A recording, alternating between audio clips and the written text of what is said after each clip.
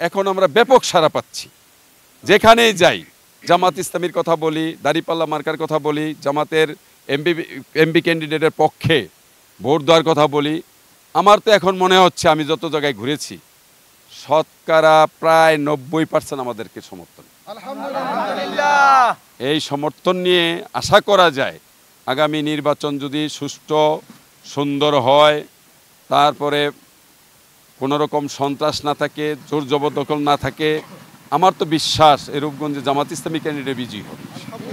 আপনি তো ইয়াং, আপনি চাইলে অন্যান্য দল করতে পারেন, সেখানে গেলে আপনার রাজনৈতিক মতাদর্শে যেটা হয় ইনকামও হতে পারে বা আপনি আরও পদ পদবি পেতে পারেন। তো আপনি সেই দল না করে জামাত ইসলাম কেন করতেছেন? আসলে আমাদের এই পৃথিবীতে আর দুনিয়াতে আল্লাহর দিন প্রতিষ্ঠা কায়েম করার জন্য, আল্লাহর দিনকে প্রতিষ্ঠা করার জন্য এই দলটা আসলে আমি করতেছি। আপনারা যে মানুষের কাছে যাচ্ছেন, আসলে মানুষ কেমন সাড়া দিচ্ছে আপনাদের ডাকে? আলহামদুলিল্লাহ, আলহামদুলিল্লাহ।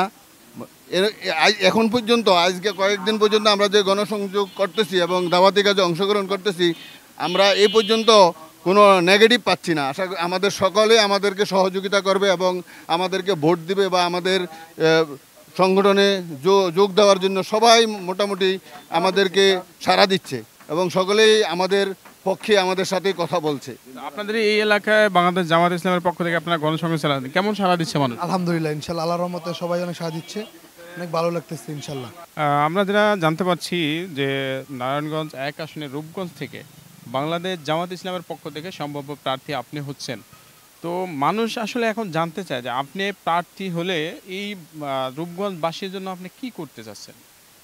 আলহামদুলিল্লাহ, আপনি অত্যন্ত গুরুত্বপূর্ণ প্রশ্ন করেছেন। এটার একটা আধ্যাত্মিক দিকও আছে।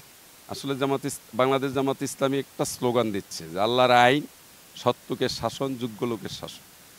এইটা সৃষ্টির সাথে আল্লাহর যত সৃষ্টি আছে সায়েন্টিফিকভাবে এর একটা মিল আছে। আপনারা দেখছেন যে ইতিপূর্বে বাংলাদেশ যারা পরিচালনা করেছেন 53 বছর, তারা মানুষের মস্তিষ্ক থেকে তৈরি আইন এবং নিয়মকানুন দিয়ে চালানোর কারণে মানুষই মানুষকে পরিচালনা করছে, আবার মানুষের অভিযোগও আছে। আমরা চাই এই অভিযোগের পরিসমাপ্তি করতে। আমি অনেক জায়গায় বলেছি যে এখনকার মানুষ, বিশেষ করে রূপগঞ্জের মানুষ মনে করে এমপি মানে একটা আতঙ্ক, একটা সরকারি দলের নেতা কর্মী মানে আতঙ্ক। এই আতঙ্ক দূর করতে চায় জামাত ইসলামী। কিসের মাধ্যমে? আল্লাহর আইনের মাধ্যমে। তা আল্লাহর আইনের মাধ্যমেই রূপগঞ্জবাসীর যে কাঙ্ক্ষিত আশা আকাঙ্ক্ষা এটা পূরণ হবে ইনশাআল্লাহ।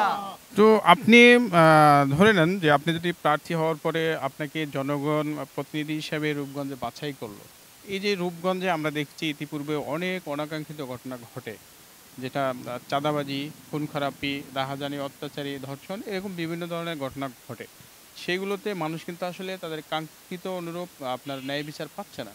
তো আপনি সেই বিচারগুলো বা সেই ধরনের কর্মকাণ্ডগুলো কীভাবে মোকাবেলা করতে চান?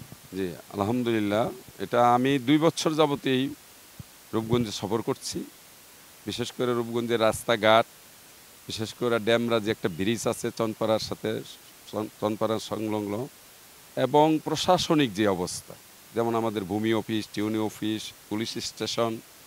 আসলে জামাত ইসলামীর এমপি যদি বিজয়ী হন, বিগত দিনের যে চিত্র এটা থাকবে না, জবরদখল থাকবে না, ভূমি দস্যুতা থাকবে না, অনিয়ম থাকবে না, চাঁদাবাজি থাকবে না। এই কারণ রূপগঞ্জের জনগণের ভোটারদের অভিভাবক হলো এমপি সাহেব। এমপি যদি দুর্নীতিমুক্ত হন, যদি তিনি চাঁদাবাজি জবরদখলের মানে ইন্ধন না যোগান, আশা করি এটা থাকবে না। জামাত ইসলামী আমাদেরকে যেভাবে প্রশিক্ষণ দিয়ে মাঠে নেমিয়েছেন, এটা আমার একদিনের পরীক্ষা নয়। আমি 1987 সাল থেকে আমি মুনাপাড়া ডিগ্রি কলেজের বিপি ক্যান্ডিডেট ছিলাম ইসলামী ছাত্র শিবিরের। পরবর্তীতে আমি 1996 সালে দাঁড়িপাল্লা মার্কায় পার্লামেন্ট নির্বাচন করেছি। 2014 সালে আমি টিউবওয়েল মার্কায়, তখন এটা স্বতন্ত্র নির্বাচন। তারপর জামাত ইসলামীর নেতাকর্মীরা আমাকে মাঠে নামিয়েছিলেন। আমি পরিচিত এই ভোটারদের কাছে রূপগঞ্জের। ইনশাআল্লাহ আমি এটা গ্যারান্টি দিতে পারি। যেমন আমি বলি, আমি যদি এমপি নির্বাচিত হই, তাহলে জনগণের অর্থাৎ রূপগঞ্জবাসীর যে আমানত 1 টাকাও খেয়ানত হবে। আর অফিসে যে অনিয়ম আছে প্রশাসনের অফিসে, এগুলো আস্তে আস্তে কমে যাবে। কারণ এমপি সাহেব যদি একটা নিয়মতান্ত্রিকভাবে নিয়মের মধ্যে চলে, আমাদের সাংগঠনিক একটা বিশাল মজবুতি আছে রূপগঞ্জে, এখানে নেতাকর্মী আছে, তারাই এখানে সুরা আছে, কর্মপরিষদ আছে, 3টা ভাগে সংগঠন বিভক্ত, তারাই আমাকে পরিচালিত করবে। আমি স্বেচ্ছাচারিত হতে পারবো না। এই সংগঠন আমাকে স্বেচ্ছাচারী করবে না।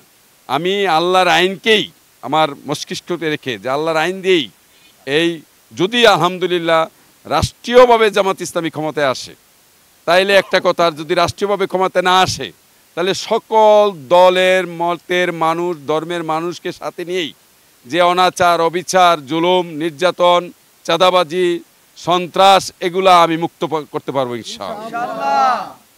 আপনি যে কথাগুলো বলছেন, আসলে এটা বাংলাদেশের এই 98%, 92% মুসলিম দেশ, সেখানে মানুষের যে কাঙ্ক্ষিত আশা, সেই কথাগুলোই আপনি বললেন।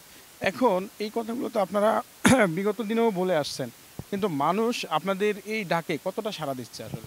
আলহামদুলিল্লাহ, ইতিপূর্বে হয়তো আমাদের সাংগঠনিক দুর্বলতা ছিল।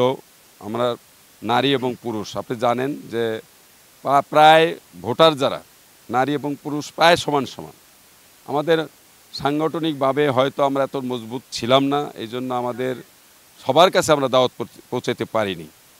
তবে আমরা যদি রাষ্ট্রীয় যন্ত্রগুলি ক্ষমতায় যাওয়ার পর ব্যবহার করতে পারি, ইনশাআল্লাহ মানুষের কানে কানে এই মিডিয়া, বিশেষ করে টেলিভিশন, আপনাদের এই যে ইলেকট্রিক মিডিয়া, অন্যান্য পত্রপত্রিকা, যত মিডিয়া আছে, এর মাধ্যমে দাওয়াত দিব। আমরা দাওয়াত দিয়ে আল্লাহর আইন কী জিনিস, রাসূলের সুন্নাহ কী জিনিস আমরা যদি বুঝাতে পারি, তাহলে মানুষ যে এই কাঙ্ক্ষিত বাংলাদেশ চায়, কাঙ্ক্ষিত রূপগঞ্জ চায়, সেটা অবশ্যই ইনশাআল্লাহ পাবে।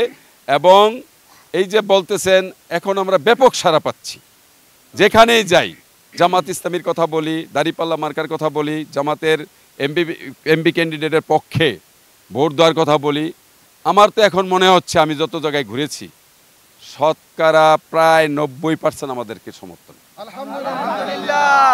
এই সমর্থন নিয়ে আশা করা যায় আগামী নির্বাচন যদি সুষ্ঠু সুন্দর হয়, তারপরে কোনো রকম সন্ত্রাস না থাকে, জোর জবরদখল না থাকে, আমার তো বিশ্বাস এই রূপগঞ্জে জামাত ইসলামী ক্যান্ডিডেট বিজয়ী হবে। সারা দিচ্ছে সবাই। জি, আপনারা যেমনটা শুনছিলেন, যে উনি যদি সম্ভাব্য প্রার্থী, যদি উনি বিজয়ী হতে পারেন, তাহলে উনি নিজে স্বেচ্ছাচারিত হতে পারবে না, যেটা সংগঠনের একটা নীতি নির্ধারক অনুযায়ী তার চলতে হবে। আর এরকমটা আসলে বলাই যায় যে কোনো ব্যক্তি যদি তার শাসন ব্যবস্থাকে তার একটা সংগঠনের নীতি নিয়ম অনুযায়ী চালায়, তাহলে তার দ্বারা দুর্নীতি বা রাহাজানি, অত্যাচারী হওয়ার সম্ভাবনা খুবই কম থাকে।